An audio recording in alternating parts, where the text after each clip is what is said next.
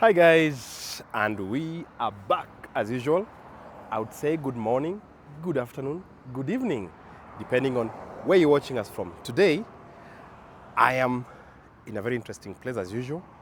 I'm out and about, trying to scout for views, scout for ideas and such. So today, I'm in Kiambu County, but at the end of the day, I'll tell you and show you where we are destined. We are in Thika, in the auspices of Thika. Specifically, we are in the road to Murang'a from Nairobi. Yeah, some shade is needed for sure. We are next to the highway. That's the highway. You can hear some bikers there. Yeah, looks like I'll be having good company today, guys. Yeah, lots of them. So where I am, guys, it is next to Del Monte Plantation. Wow. Let me see. Wow, and they're gone. There they are. So, as I mentioned, I am in Thika, next to a pineapple plantation by Del Monte Group, guys. So, for those who've not heard about Del Monte and they're in Kenya, I don't know where you are, guys. So, Del Monte is a very big franchise established way before, I think in 1960s or 40s. I'll put the date on this video on when it was established. And they deal with fruit production. And one of the prime fruit is pineapple, which is this, guys. You can see all these plantations from there. They go all the way to next to Kennel and to that hill over there. I don't know if I'm able to really show you. Let me just try to zoom in.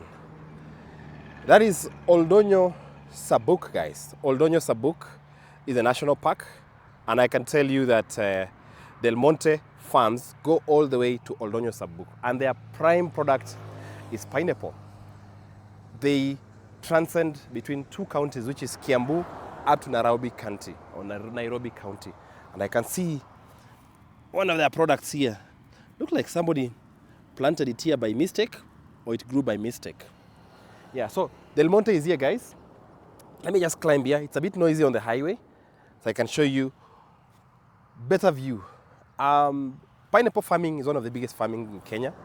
I would say not, of course, as big as maize or wheat or rice, which I'll shortly be showing you. So it's grown here. It also grows in Kipkelion. It grows in Mombasa. And the next farm that I'll show you down the road is Kakuzi. So we have pineapple farming in Kakuzi also.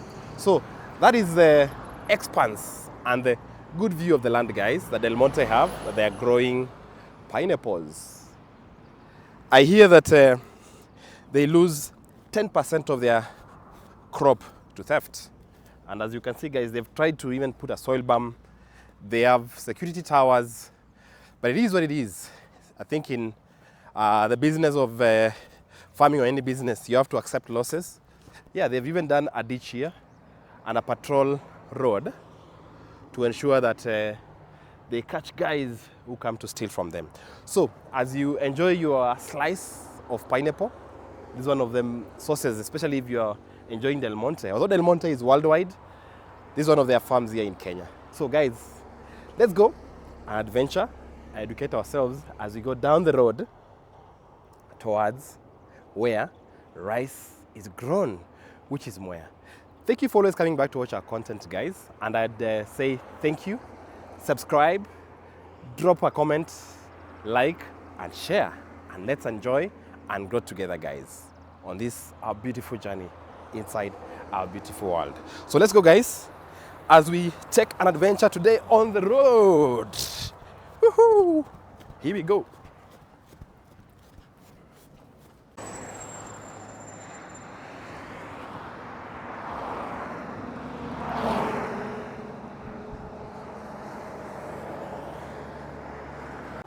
So as we start our journey, I can't resist to comment that the person who's maintaining these lawns by the roadside is doing a good job.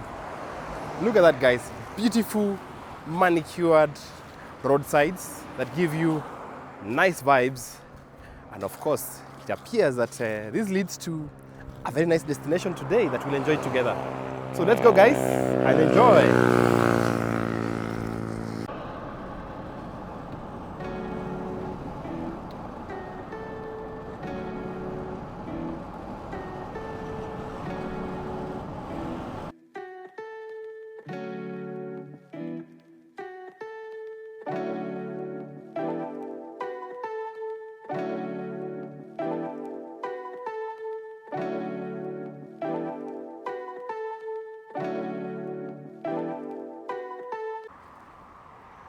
And guys, we are officially in Kakuzi, guys, Kakuzi area. And as mentioned, today we are traveling, guys, with you. And yeah, this is Kakuzi area. Kakuzi in itself is a public listed company trading in Nairobi Stock Exchange and London Stock Exchange. They deal with, let me just show you guys what they deal with. Yeah, that's one of the products that they deal with. That is blue gum tree processing in terms of pole processing. And as shown there also, they deal with the avocado packaging and marketing. Also, they deal with blueberry selling. They deal with lots of fruits, including even pineapples. I bet that some of you take very nice and juicy pineapples, and you know that the tastiest juicy pineapples come from Kakuzi and Kakuzi area. So also the same company deals with tea and coffee, and tea is in our homeland in Nandi County, guys. Tea for Kakuzi is in Nandi for sure. So another product that they deal with is animal products, and they deal with prime cuts and meat. And as shown earlier on the video, up there they have something called Bourbon Butchery that they use to sell their prime cuts. They export them and also sell it locally. If you're driving by this road, you can stop by there and buy some prime cuts.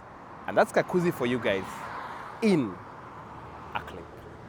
So let's go, guys, towards our next destination as we adventure. And why I came to Kakuzi here is I want to get inspiration. Look at those machines, guys.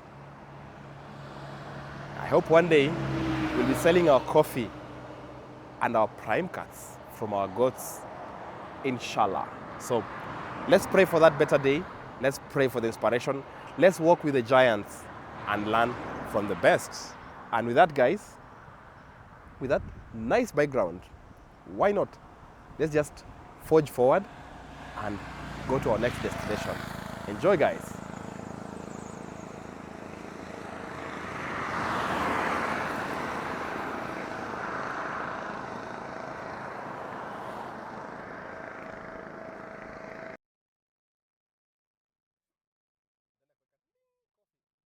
And we are on the road, and right now we are in Kambiti area.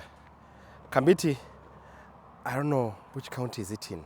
Let me just check for my maps. You know, sometimes you don't want to misinform people. Kambiti.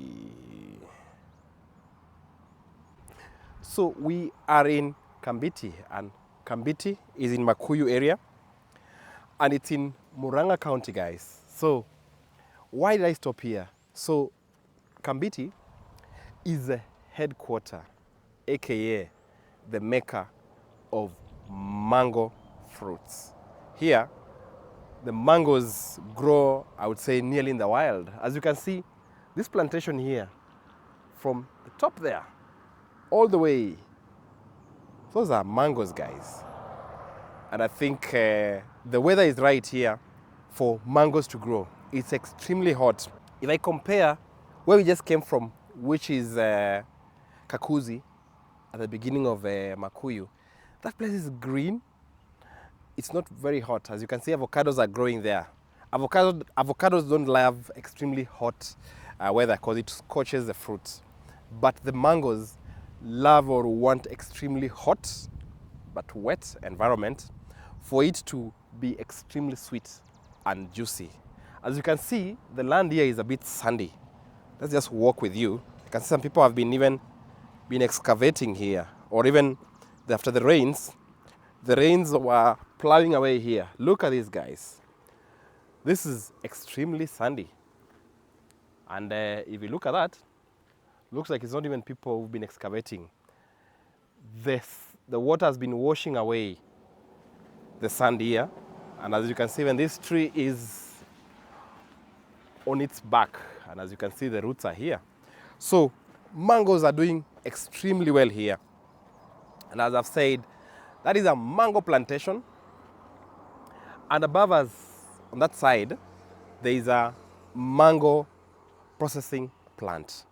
So let's go, guys, and see, because I used to wonder how guys make it here. But yes, with a hot environment, there is a potential for mangoes, potential for goats, potential for cows, guys. And I say, God is never selfish. He gives you lemon, you make lemonade. He gives you an environment that's extremely hot, you plant mangoes, and you make life. So let's go down there. I think our next stop will be Sagana River, where we'll see where the electricity is generated and where most of the catfish is sourced in this region. So let's go together, guys, as we enjoy and learn together, guys. So enjoy as we begin our journey. So, as you saw, I had to Google on which constituency we are in, or which county we are in here in Kambiti, guys. And I just found a local who confirmed to me that this is Murang'a County. However, Machakos County begins there. So you'd find that you'd find two dialects here, Kikuyu and Kamba. And he just told me that there's a school up there where children are taught Kikuyu, but they are Kambas. And that's the Kenya we need, guys. So Machakos County comes up to there and goes all the way towards Mombasa Road. And welcome to Murang'a / Machakos County as we go, guys. So let's enjoy it together. So guys, we're still on the road. And as I mentioned, I'll show you a very important river that is a lifeline to many communities in this region. And that is the beginning of the Tana River. So here we are at Sagana, guys. As you can see, that is Sagana. Yeah. So by the road there, that's the bridge. I didn't want to go by the road, it's not very safe. So that is Sagana River, aka part of the Tana River lineage. And as you can see, there's still a lot of water here, just after we experienced lots of rainfall. So we literally say the river had burst its banks. So this river here provides for fish, provides for water for irrigation for communities living around here. And up there, you'd find guys selling catfish, selling tilapia for you. So one of the very, very important functions of water, guys. And we have power generation happening up there, guys. Let me see if I can just show you. Oh, let me see if I can zoom in. So the Tana River or Tana Power Station is here, where power is generated using the hydroelectric power, or the hydroelectric, aka water. So power is generated here using the water, function of force of water, hydro. So this river is very important. When you turn on your light tonight, you are enjoying the function of this river. And as you can see, people have planted, these are avocados, these are lots of fruits here because of this river. So here with us is the Tana Power Station, guys. So very, very important for our daily lives. We might take it for granted, but yes, that's what Sagana River does for us, guys. So let's go together as we enjoy and learn together. Let's meet in our next point, guys. So before we continue with our journey, guys, let me give you a story of what happens here. and I'll just shortly show you. Oh, it's been hot. So let me give you a story here of what happens here. The communities here depend on burning charcoal for income, and there are interesting stories around here. As you can see across the road, there are charcoal bags ready to be sold, and if you come here past 10 at night, you find that nobody mans these bags. There are stories that somebody took 3 bags of charcoal and drove all the way. He wanted to go to Nairobi without paying.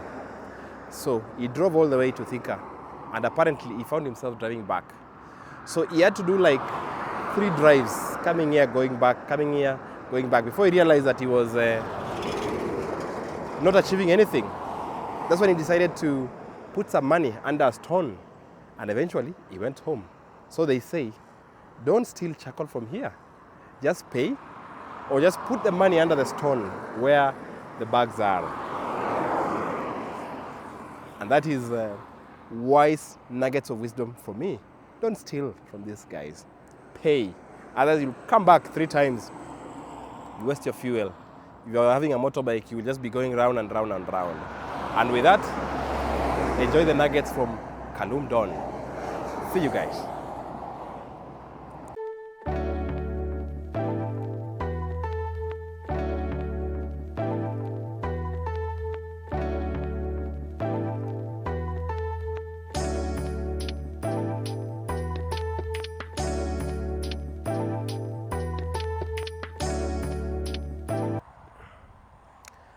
Rice is the 3rd most consumed carbohydrate in Kenya, coming in decently after maize and wheat.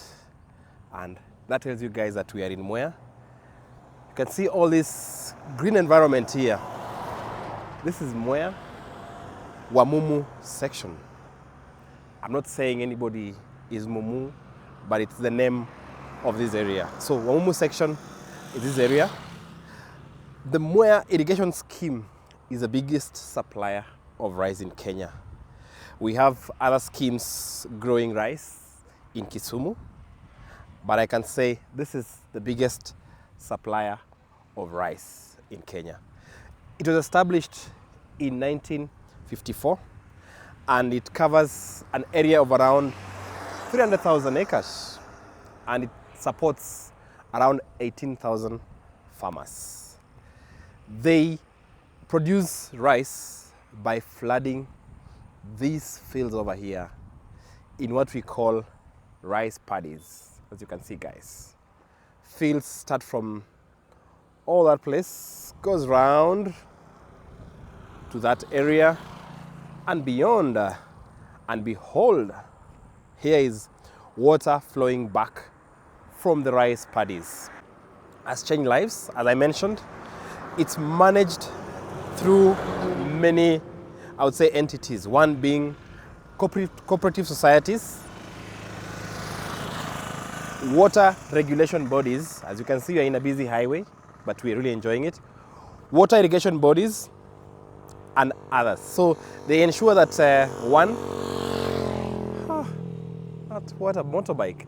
They ensure that the water is managed very well, as water is a scarce commodity. At the same time, wow. So they ensure that the rice is produced in the best way. One, water is not wasted, as water is a scarce commodity. Let's cross over here to a field that I think that's been just harvested. This is a water canal that was used to supply water to this area before the rice was harvested. So rice in this area is grown on black cotton soil. I would say 100% of the area that supports rice has black cotton soil, as you can see here. This is the black cotton soil, guys. This one here.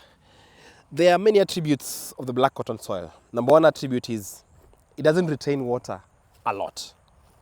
Yeah, it's very nutritious. It has a lot of fertility, but it doesn't retain water. When it dries, it cracks. So good for rice farming. however not good for other farming other produces. My people from Rift Valley, I know you're used to the red soil, but not the black cotton soil. When this soil cracks, it really cracks, and it doesn't support building any home. You can't build any home on top of this cotton soil. Otherwise, your home will be moving around. So rice is grown here. It grows, I think, for around 3 to 4 months. I'm not very sure, but I will research and put at the top of this video once I'm done. So these are flooded sections where you grow rice. So the flooded sections so that they control water use, and they also control, I would say, planting seasons. As you can see, they do planting in rotation. They plant in seasons so that there is a continuous supply of rice. So apart from rice, what grows here? So other plants that grow here are maize, as you've just seen on the previous clip. They also grow a lot of tomatoes. On that center over there, you'd find that there are a lot of tomato merchants. And yes, so this area is very productive in terms of tomatoes, apart from rice. So what revolutionized, I would say, rice production here is the Chinese. I can say that is the Chinese. Chinese decided to produce machinery that are able to harvest this very easily. Chinese produced machines that are able to thresh the rice very easily also. So it made it easy for the farmers. However, they had to get into cooperatives, or they had to have deep pockets for them to be able to afford such machinery. However, they are cheaper compared to the German-made machines. And I think luck is on our side, because I'm seeing one machine that is used to harvest rice.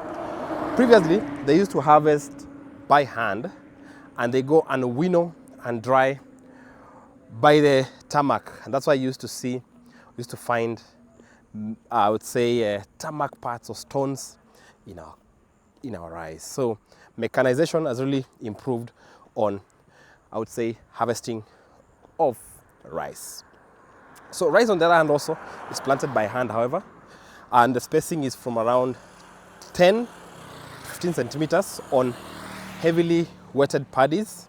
But the ones that they do is what you call intermittent wetting and drying. You take it to around 25 to 30 centimeters for sure. So I think we'll cross over the other side. Meanwhile, we'll go and see that machine over there and see if you can have a look on how it works and how the rice is harvested. I think they're moving, so I'll just take a shot and show you on how the rice is harvested, or what is used to harvest the rice. Yes, so I think it's an FM world.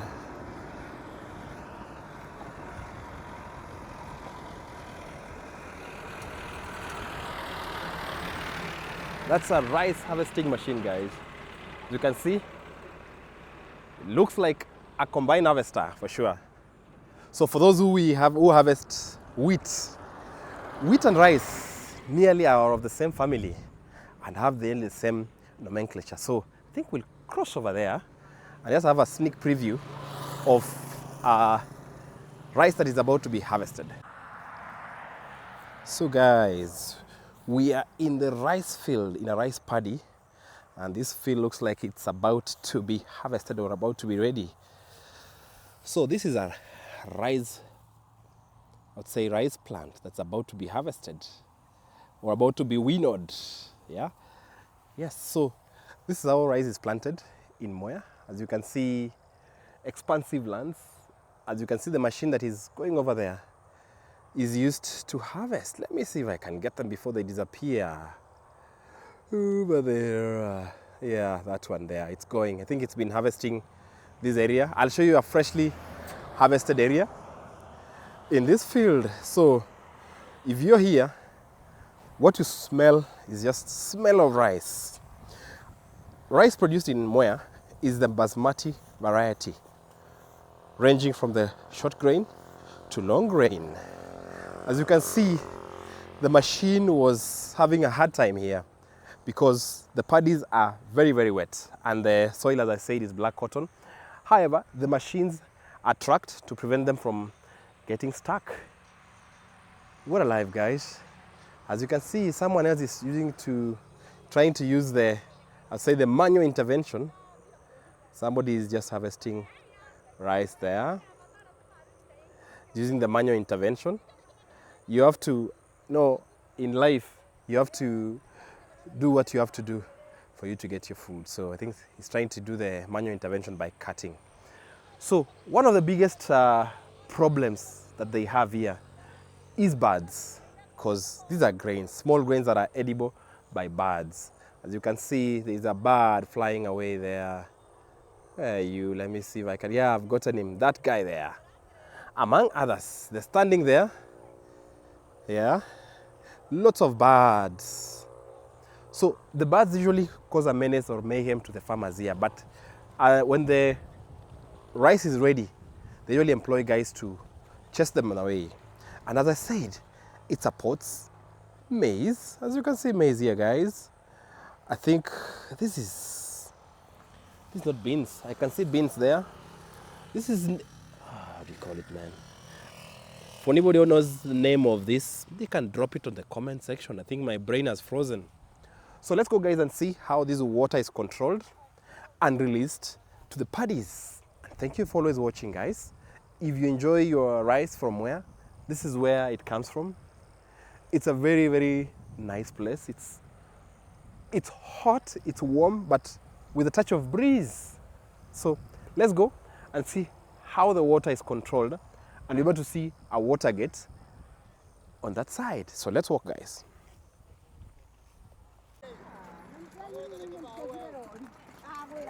So nipe lift bwana. As you can see, these guys are transport. So nipe lift bwana. Nikuje?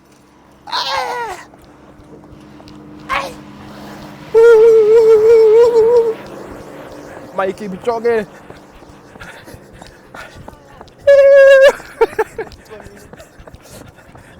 Sinafikia bana. Shika hii. Wewe, hii ni video yangu tu. Guys, I hiked a lift from this gentleman here as we go to sell the rice. Hii ni rice, eh? Inapelekwa milling ama? Hii tunaiuza. Hii ni gapi gunia hii sasa? Gapi gunia hii? Hii kuna 800 samba. Baina imeliwa ama ishameliwa hii? And my friends just dropped me here where I'm informed there's a gate valve for controlling the water. One of the donkeys on their convoy had refused to tow. I think he's tired. Yeah, that guy is tired, so I think he decided to say no. Yeah, so but I enjoyed the lift. So we are here, guys. That's where we were. And as you can see, the sunset, guys. So let's go in and see what that valve does, how it does it, for us to appreciate the effort or the work done for us to enjoy that aromatic plate of rice. So let's cross over on the other side and see the engineering behind it, how intuitive or how it was done, guys. So one of the products of, let's say, left, you have to turn, look at left, look at right. We need to cross, guys. So this is one of the products of rice harvesting. This looks like wheat for us, guys, because wheat, we have the wheat straws. Here they have the rice straws. This is not rice, guys. This is, I think they've cut grass. So as you can hear, we are on a very, the water here is very aggressive. As you can see, this is a valve or a gate to control water movement across the paddy. As you can see, that is the water going towards the west. That's water from the east. And that's the water from the north. So water comes that way, channeled here through this gate valve. Wow. Look at that, guys. This is a gate. You can see the metallic plate there. This is another gate. So whenever this is completely using this gears here, this is pushed down. I think this is manually operated, guys. You have to get someone to come and operate this. So this is lowered to the ground. It closes this, the water comes up. Also, this is lowered, water comes up, and water goes that way. So let's go and see, guys. So, since 1954, it's still working. So that means the engineering behind it was either so accurate, or so good, or so simple that it required minimal intervention. This is another valve, guys. So let's follow through and see. So I want you to see the difference. The other side is very aggressive. The other side is a bit quiet. Why? Because the gates are lifted on this other side. So that means there's demand for water, more water, on this other side. And there goes our water to irrigate our rice paddies. See you, water, and do a good job. As you can see, I can tell you the machine that we crossed on the other side is headed there to start some harvesting. After harvesting, these are the few rudimental steps that a milling plant, where it's milled, it's first dried, sorry. They dry it, after that it goes to a milling plant where the chaff and the rice grain is separated. And after that, it's graded and sold to you. So guys, let's cross over and probably go to Mwea town, where we will be buying ourselves some bags of rice. You know, we can't just come all the way. There's a guy riding a motorbike on the other side. We'll go to Mwea, where we'll buy ourselves some bags of rice, as we have really traveled all the way from Nairobi to here, and we've had a very intuitive session. We've seen some nice machines for harvesting, and as you can see here, there are rotavators being pulled by tractors and balers. For those who don't know rotavators, they used to mix the soil and the water to make a rice paddy. Niaje? Yeah, those are rotavators. Let me just zoom in. That's a rotavator being pulled away there. So that is used in planting the land that you're supposed to plant the rice. But after you harvest and after you've dried your chaff, you need to bale the remainder for it to be fed to cows. And what do you use? You use balers, guys. So those who've never seen a baler, this is a Massey Ferguson baler. Yeah, I'm lucky to know these things because I come from the farm, and that's a John Deere tractor. So guys, with that, I think it's been a very interesting session. Let's go ahead and go grab some rice for ourselves as we enjoy this canal here, guys.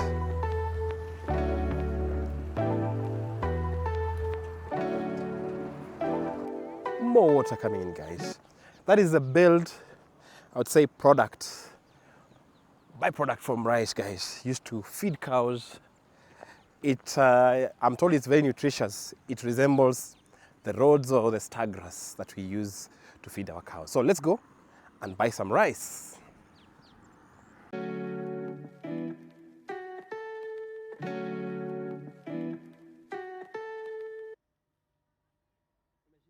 Not subscribe, please don't miss out.